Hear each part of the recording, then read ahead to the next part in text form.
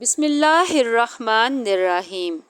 حضرت عائشہ رضی اللہ تعالی عنہا فرماتی ہیں کہ نبی صلی اللہ علیہ وآلہ وسلم تربوز کے ساتھ کھجور کھایا کرتے تھے اور فرماتے تھے کہ ہم کھجور کی گرمی کو تربوز کی ٹھنڈک سے اور تربوز کی ٹھنڈک کو کھجور کی گرمی سے کم کرتے ہیں۔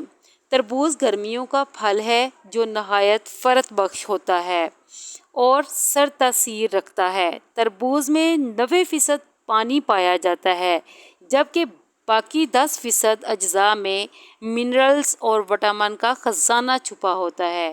گرمیوں کے موسم میں معدے کو گرمی سے بچاتا ہے۔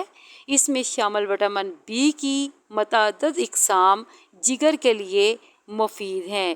تربوز جمع شدہ چربی کو کم کرنے میں اہم کردار ادا کرتا ہے۔ گرمیوں کے موسم میں تربوز کسی نعمت سے کم نہیں۔ یہ گرمی کی شدت کو کم اور پانی کی کمی کو پورا کرتا ہے۔ تربوز کے استعمال سے چہرے کی جلد تر و تازہ رہتی ہے اور داغ دھبے بھی کم ہوتے ہیں۔ ہڈیوں کو کمزور کرنے والی بیماریوں سے دور رکھتا ہے۔ قبض کو دور کرتا ہے۔ تربوز کھانے سے خون کی گرمی ختم ہوتی ہے۔ آنکھوں کی بیماری کو روکنے میں مدد دیتا ہے۔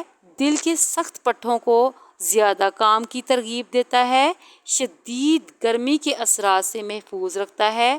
اس کو کھانے سے دل کی بیماریوں سے بچا جا سکتا ہے۔ تربوز میں کیلشیم اور پوٹاشیم ہوتا ہے جو جسم میں پانی کی کمی کو پورا کرتا ہے۔ ہائی بلڈ پریشر کے لیے اگر 1 گلاس تربوز کا پانی 1 عدد لیموں کا پانی ملا کر دن میں 2 بار استعمال کریں تو اس سے خون پتلا ہوتا ہے اور بلڈ پریشر کم ہو جاتا ہے۔ اگر کسی کو قے یا الٹیوں کی شکایت ہو تو 1 گلاس تربوز کا پانی صبح نہار منہ مصری ملا کر استعمال کریں۔ اس سے معدے کی اصلاح ہوگی اور قے کی شکایت ختم ہو جائے گی۔